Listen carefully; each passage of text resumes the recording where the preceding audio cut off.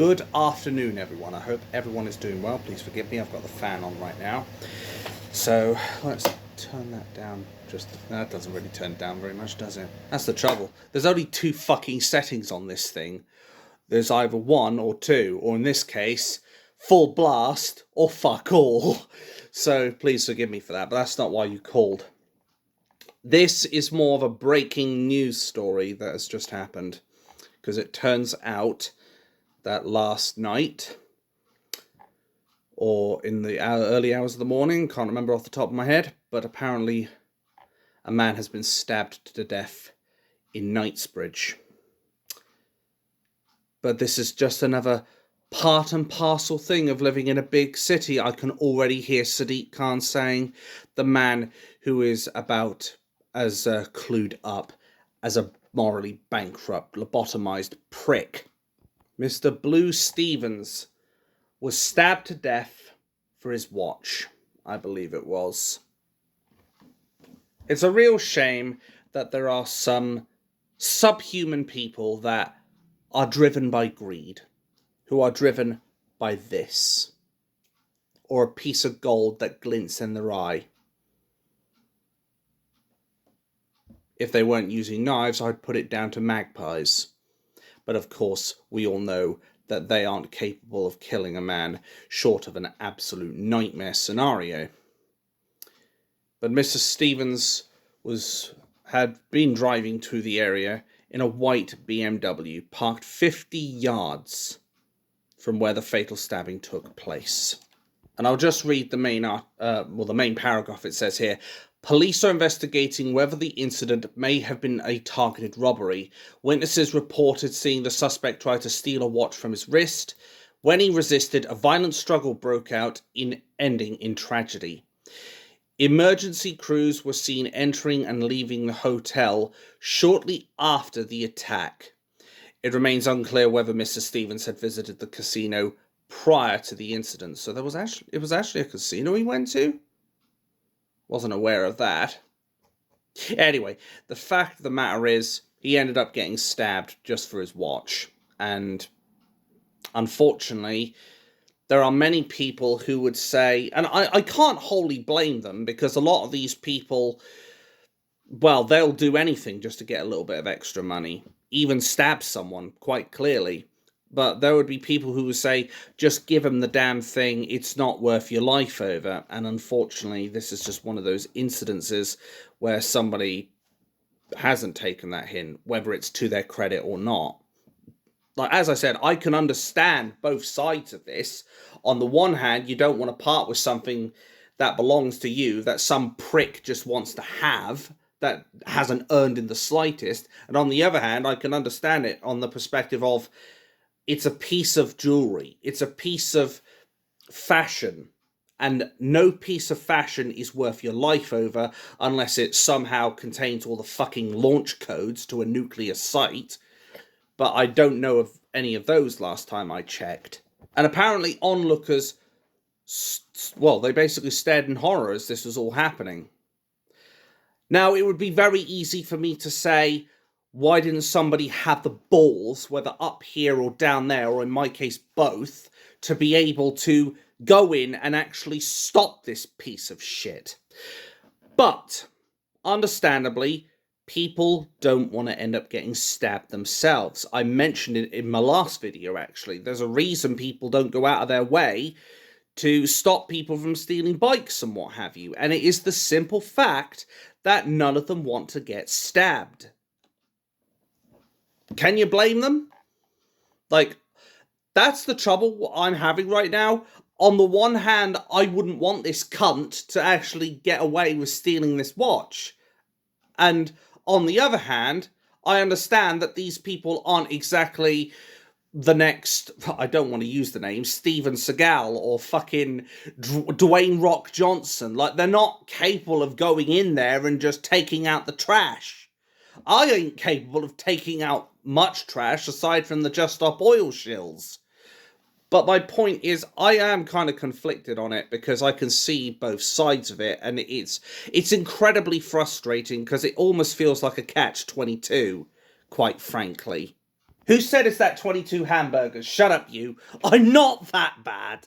But these people of the United Kingdom, well, maybe Sadiq Khan will forget about this man, because we all know whose side he is on. But the English people won't. And his partner actually wrote in a card, left a message to him, "To my Blue, we were all absolutely devastated without you. You took a piece of my heart with you. A part of me has gone with you. I love you more than absolutely anyone in this world. My boy, forever and always." I'm kind of tearing up just reading that out. And his heartbroken mother, Charlie Sheridan, wrote on Facebook, "Please, I want him back." Well, unfortunately, the cold, bitter truth is he ain't coming back, as much as we'd all love him to. The post was above a message reading, "Everyone in your life will have a last day with you, and you won't even know when it will be. Cherish them before it's too late." Let's call this out for what this is. This was a truly cowardly attack. Truly cowardly. And it was done by a masked man, apparently, which shows you how much so that he's even more of a coward, quite frankly. Only cowards go out masked up and stab people. Only cowards go out of their way to attack people for a little bit of cash. There's no other way to describe them. It's as simple as that. But what makes this worse? Apparently, it was a couple as well. This is what it's saying here by the Standard, by the way. A person who works near the murder scene told Mail Online, "I was working there last night. My secretary told me a masked man tried to rob his watch. It was a couple. But the guy pulled his hand and he took out his knife and stabbed him. The couple were walking along the pavement when he tried to fight back, but the guy took the knife and stabbed him in the chest."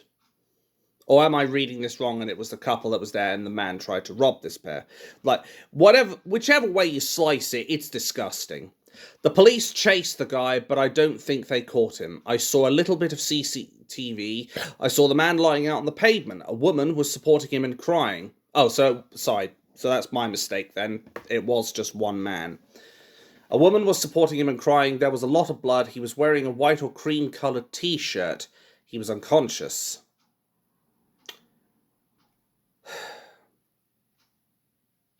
How the hell could the police not catch this man?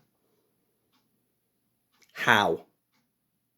Because I tell you right now, if our police force was mostly male who were able to pass the fitness test and were of a certain height, I guarantee you this criminal would have been caught. Just like that. But unfortunately, our police force has become completely incompetent. Completely incapable. I know it's going to be harsh for some people to hear me say that shit, but here's the truth. We have allowed DEI hires and box-ticking exercises to completely cripple our police. And what's sad is this all comes after the fact that Sadiq Khan had put a vow out that there was a policing blitz to tackle the tide of crime in 20 of the most blighted town centres in London. So I wonder how that's going, Sadiq Khan. I really wonder how well you're doing with that. Something tells me you're about as effective as a fart in a car. All I can hope is that this vermin that has gone out of his way to end the life of Mr. Blue Stevens, I hope he's caught. And I'm going to put my speculation in here. I have a sneaky suspicion I think I know which demographic it's from. But I am going to hold off on mentioning who I think, just for the time being, until such time as this subhuman is arrested. I think I already know the demographic, but I can't say 100% in good faith what it is, because, as I said, this would just be me speculating. But I have mentioned before, predominantly black gangs are responsible for a lot of the knife crimes over in London. But of course, the mainstream media won't tell you this. You know the drill, folks, because say it with me, it doesn't suit the narrative. I can't really put a bottom line on this, as really the crime speaks for itself. But at this point, people wonder why I say that Britain's on the verge of civil war. Shit like this. And as I said, all we'll get from Sadiq Khan is this constant preaching towards the DEI wokery nonsense, and how he will basically deflect any semblance of taking accountability. He will deflect it. He will blame it on everyone else but himself. Sadiq Khan has been the worst mayor of the United Kingdom, let alone London. He has been the absolute worst mayor, in the same manner that Keir the traitor Starmer is the worst prime minister that we have had in this country. Both of which need to go. I ask you, where are the good men and women that are going to stand up and take out the trash? Because that's what this is at the end of the day.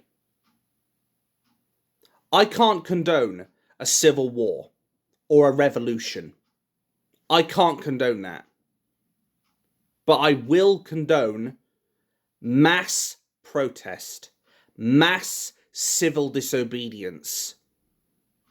And I would wholeheartedly condone turning your back on the police if they want to continue their two-tier policing ways against the English. Because we all know they seem to grow a pair of balls when it comes down to attacking patriots, attacking the English. But where it comes down to attacking foreign invaders, illegal immigrants, attacking the people from a death cult community that is Islam, or the real criminals in this country, they would rather run. They'd rather bend the knee. They'd rather take the easy way out. While in life, nothing is ever easy. It's time for our police to make a decision. Are they going to finally do their job? Or are the people going to have to step in and do it for them?